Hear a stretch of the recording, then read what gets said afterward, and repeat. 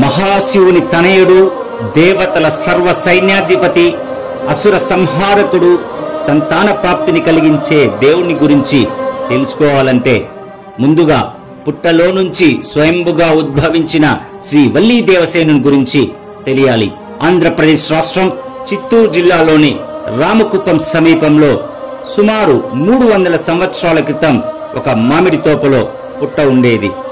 ఒకానొక రోజు కురిసిన అకాల వర్షానికి పుట్ట కరిగి ఆ పుట్టలో నుంచి 7 శిరస్సుల నాగుపాము ఆకారంలో స్వయంభుగా ఉద్భవించిన దేవదేవుడే శ్రీ వల్లీ దేవసేన సమేత సుబ్రహ్మణ్య స్వామివారు. ఈ మహా అద్భుతాన్ని గమనించిన స్థానికులు సుబ్రహ్మణ్య స్వామివారికి చిన్న ఆలయం కట్టించారు. కాలానుగుణంగా ఈ ఆలయం దినదినాభివృద్ధి చెందుతూ ఇప్పుడు సుబ్రహ్మణ్య క్షేత్రంగా అభివృద్ధి చెందుతోంది. సుబ్రహ్మణ్య స్వామిని వేడుకుంటే చెవి, ముక్కు సంబంధిత వ్యాధులు నయమవుతుందని విశ్వాసం భక్తుల్లో ఉంది.